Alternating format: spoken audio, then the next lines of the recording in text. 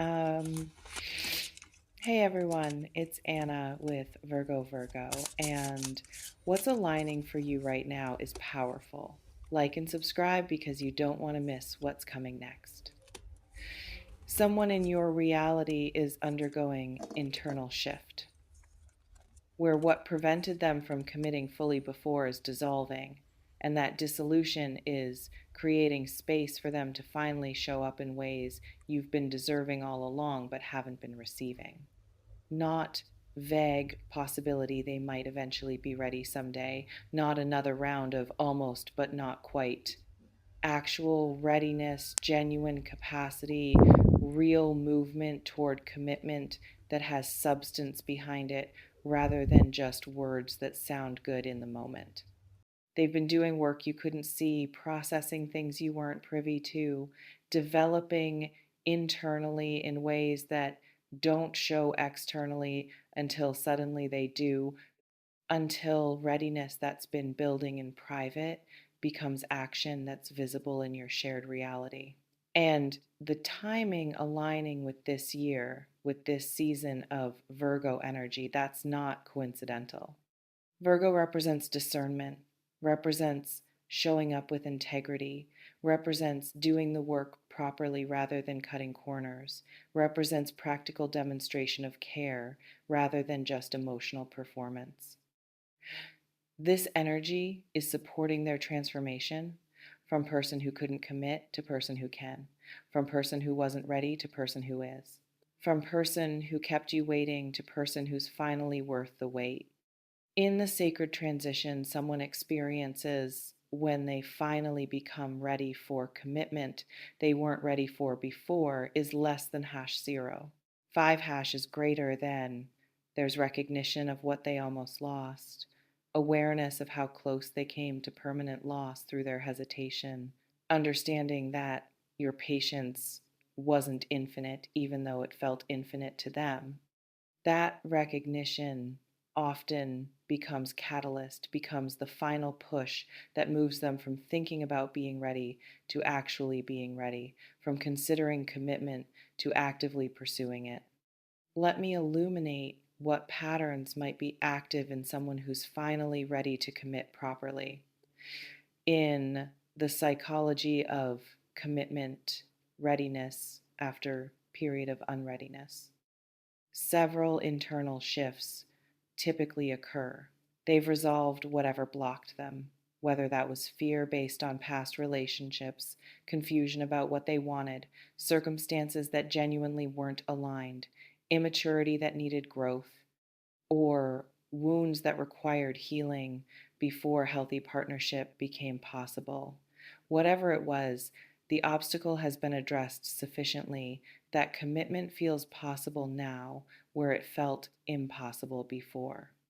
Your situation might involve someone who's done exactly this internal work, someone who's been in therapy dealing with attachment wounds, someone who's processed past relationship that was preventing them from being present with you, someone who's achieved financial or career stability they needed before feeling ready for partnership, someone who's healed enough from trauma that vulnerability feels safe rather than terrifying. The work they've done is why they're ready now, why this year brings what previous year couldn't bring. Notice if someone who was hesitant or unclear or inconsistent has been behaving differently lately, if they've been more present, more consistent, more intentional about contact with you, if they've been asking different kinds of questions that suggest future thinking rather than just present moment focus, if their energy toward you has shifted from casual to serious in ways you can feel, even if you can't fully articulate. These behavioral changes often precede explicit commitment conversations. They're person testing the waters, building confidence, preparing to make their readiness known. Some people who become ready do so because they explored other options and realized those options couldn't compare to you. They dated, they looked, They considered alternatives, and through that exploration, they gained clarity that what they have with you or had with you is actually what they want. Hmm. This can feel insulting if you focus on the fact that they needed to look elsewhere to recognize your value, or it can feel validating if you focus on the fact that comparison confirmed you're the choice. You might be dealing with exactly this scenario, someone who took distance or explored other possibilities and is now returning with clarity they didn't have before, with appreciation they couldn't access when they took you for granted, with readiness that developed through recognizing what they could lose. Your decision about whether this is acceptable depends on your boundaries, on whether you want someone who needed to leave to appreciate staying, on whether their journey to readiness matters less than the fact that they arrived at readiness eventually. Others become ready because life circumstances that prevented commitment have resolved. They finished degree they were focused on. They healed from loss they were processing. They achieved career milestone they were pursuing. They resolved family situation that was consuming their attention.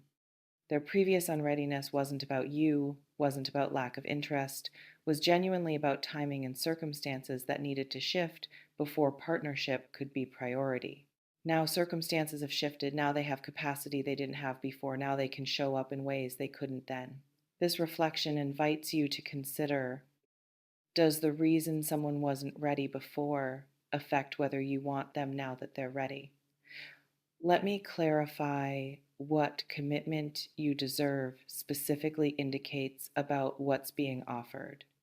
Deserve language suggests recognition on their part that you've been undervalued, that you've been patient beyond what should be required, that you've been accepting less than what you're worth. That upgrade is overdue. They're not just offering commitment, they're offering commitment with awareness that you've earned it through your consistency, through your quality, through your willingness to see potential in them, even when they weren't fully showing up for that potential. In the consciousness of someone who finally recognizes they're with a person of exceptional value, there's often humility that wasn't present before, gratitude that replaces entitlement, protectiveness that emerges from awareness they almost lost something irreplaceable. This consciousness shift is what makes their current readiness different from previous false starts, what makes current commitment more likely to sustain than previous half commitments that dissolved under pressure. It's essential you assess whether their readiness comes with this recognition of your value or whether they're just ready now for their own reasons without genuine understanding of what you specifically bring. Commitment without appreciation is just transaction, is just, I'm ready now, so you should be available, without honoring what you contributed while they were getting ready. You deserve commitment that includes acknowledgement that you're catch, that you're valuable, that being chosen by you is privilege, not just expected outcome. Some commitments being offered come with changed behavior that demonstrates the appreciation. They're not just saying they're ready, they're showing they understand what readiness requires. They're planning actual dates instead of expecting you to be available whenever they decide to call. They're integrating you into their life visibly instead of keeping you separated from other areas. They're making future plans that include you. Instead of keeping everything short term and ambiguous, they're introducing you to people who matter instead of hiding the relationship. They're investing resources and time and emotional energy in ways that prove commitment isn't just word but actual practice. You might be seeing exactly these tangible demonstrations. Someone who was previously inconsistent now showing up reliably. Someone who was previously vague now being clear. Someone who was previously withholding now being generous with their presence and attention.